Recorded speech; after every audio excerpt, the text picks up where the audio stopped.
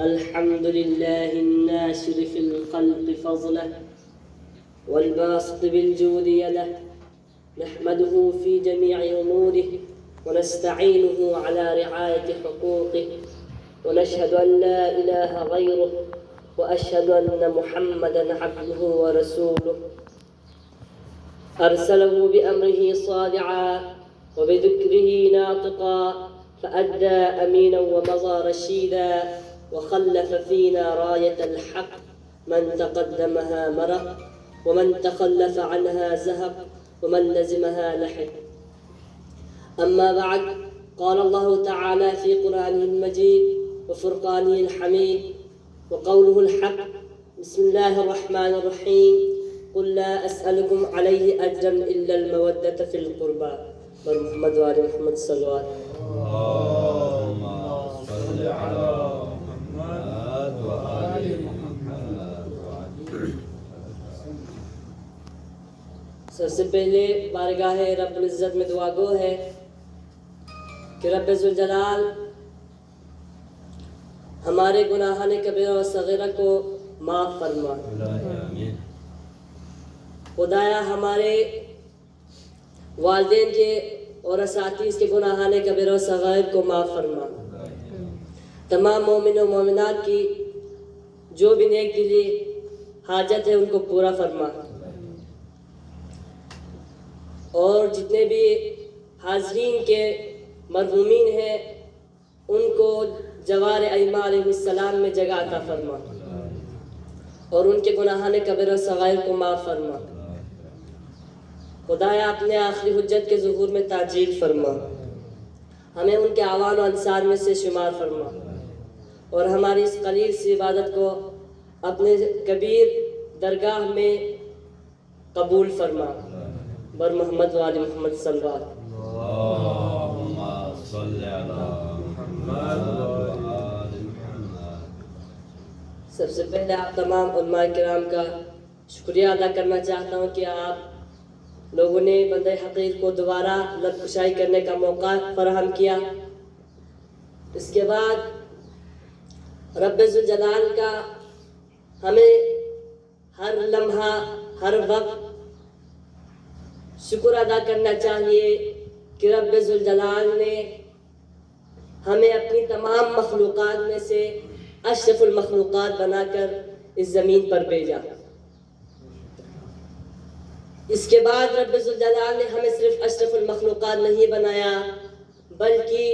اس نے ہمیں اشرف الانبیاء کی امت میں رکھا. اگر وہ چاہتا تو ہمیں آدم کی امت میں رکھتا، اگر وہ چاہتا تو ہمیں نوح کی امتی بناتا، اگر وہ چاہتا تو ہمیں ابراہیم کے ماننے والوں اور ابراہیم کے زمانے میں رکھتا، اگر وہ چاہتا تو ہمیں عیسیٰ اور موسیٰ کے دور میں رکھتا. مگر رب ذوالجلال کا ہم پہ کرم ہے کہ رب ذوالجلال نے ہمیں اشرف المخلوقات بنانے کے بعد اشرف الانبیاء کی امت بھی بنایا. اس کے بعد رب ذوالجلال نے ہمیں امت محمدی بنانے کے بعد، امت محمدی میں رکھنے کے بعد، جو امت محمدی میں 72 یا 73 فرقے ہیں ان میں سے فقہ جعفری کے ماننے والے بنائے. شیعان علی میں سے ہمیں قرار دیا کہ رب ذوالجلال نے باقی جتنے بھی فرقے ہیں ان میں اماموں کی تعداد ان خود کو پتہ نہیں ہے کہ ان کے کتنے امام ہیں، مگر رب ذوالجلال نے ہمیں 12 وارث عطا کیے کہ جن کے ماننے کے بعد ہمیں کسی اور کے در پہ جانے کی ضرورت نہیں پڑتی. آج ہم جو میں نے سرنامہ کلام آیت آپ لوگوں کی سماعتوں کی نظر کی، اسی آیت میں جو رب ذوالجلال نے اپنے بندوں پر جو حکم واجب کیا ہے، امت محمدی پر جو واجب قرار دیا ہے، وہی مودت اہل بیت ادا کرنے کے لیے ہم جمع ہوئے. آج کا میرا موضوع چونکہ امام جعفر صادق علیہ السلام کے شہادت کے ایام ہے، تو امام جعفر صادق علیہ السلام کی سیرت پر چند جملے آپ لوگوں کی سماعتوں کی نظر کروں گا کہ جو امام جعفر صادق علیہ السلام کا دور تھا وہ بنی امیہ اور بنی عباس کے درمیان جنگ کا دور تھا، کہ اس وقت بنی امیہ کی حکومت ختم ہو رہی تھی اور بنو عباس حکومت پر قابض ہو رہے تھے۔ اسی دور کا، اسی جنگ کا امام نے فائدہ اٹھاتے ہوئے اپنے علمی کمالات کو لوگوں تک پہنچانے کی کوشش کی، اور امام نے مدینے میں مدرسہ کھولا جس میں مختلف علوم پر بحث کی جاتی تھی اور مختلف علوم پر لوگوں کو درس دی جاتی تھی، چاہے وہ دینی لحاظ سے ہو یا دنیاوی۔ امام علیہ السلام کے درسگاہ میں ایک ہی وقت میں تقریباً 4000 لوگ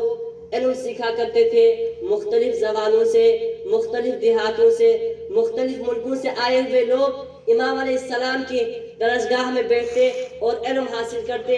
جن لوگوں کو عربی بھی نہیں آتی لیکن جب وہ امام کے درگاہ میں بیٹھتے، جب وہ امام کے درسگاہ میں بیٹھتے تو جو امام ان کو عربی زبان میں بول رہے ہوتے وہ ان کو اپنی زبان میں سنائی دیتی۔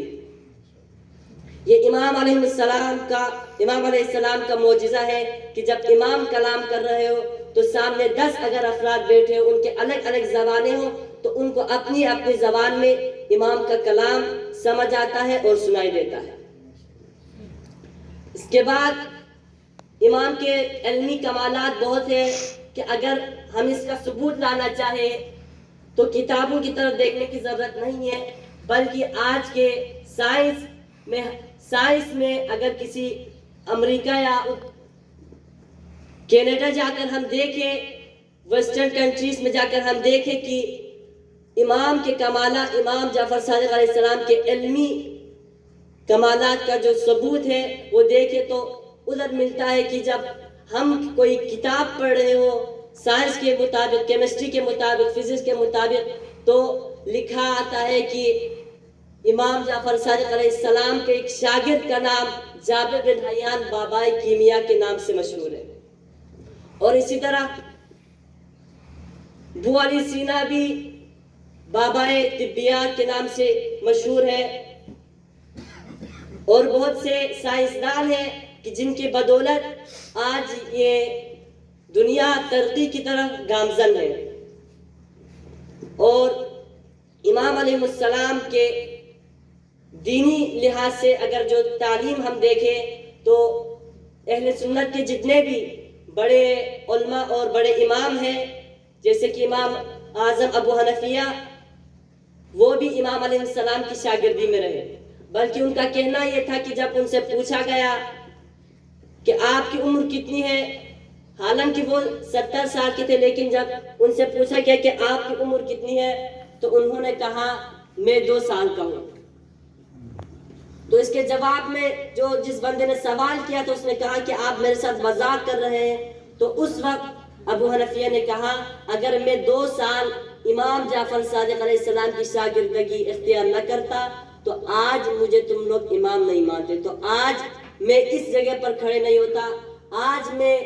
تم لوگوں کی نظر میں محترم نہیں ہوتا کہ اگر میں 2 سال امام جعفر صادق علیہ السلام کے درگاہ سے علم حاصل نہ کرتا۔ اسی طرح امام علیہ السلام کے نام سے ہی ہمیں پتہ چلتا ہے کہ جب اگر کوئی عام بندہ ہو، مسلمان نہ ہو، پھر بھی اگر اس کو عربی آتی ہو تو اس کے سامنے کہا جائے کہ قال صادق کہہ کر کوئی کلام کیا جائے تو اس کو بھی معلوم ہوگا کہ یہ کوئی سچا کہہ رہا ہے، کسی سچے کی روایت نقل کر رہی ہے۔ تو اسی طرح جب اس دور میں علمی دور تھا، لوگ مختلف مذاہب اور مختلف نظریات لاتے، جب تمام لوگ کے کسی بھی عالم اور کسی بھی فلسفی کا نظریہ بیان کیا جاتا تو کہتا فلان نے کہا، فلان نے کہا، فلان نے کہا، لیکن جب امام جعفر صادق علیہ السلام کا کوئی نظریہ بیان کرنا ہو تو کہتا قال الصادق، کسی سچے نے کہا۔ جب سچے کی بات آئی تو جو اگلا کلام کہنے والا ہوتا ہے تو سب کو یقین ہو جاتا کہ جو یہ کلام کہہ رہا ہے وہ سچ ہے، اور باقی تمام کلام پر، باقی تمام نظریات پر یہ امام علیہ السلام کا قول حاکم آ جاتا۔ اسی طرح امام جعفر صادق علیہ السلام کی بہت سے علمی کمالات ہیں جن کو بیان کرنے کا ہمارے پاس ہم انہیں بیان نہیں کر سکتے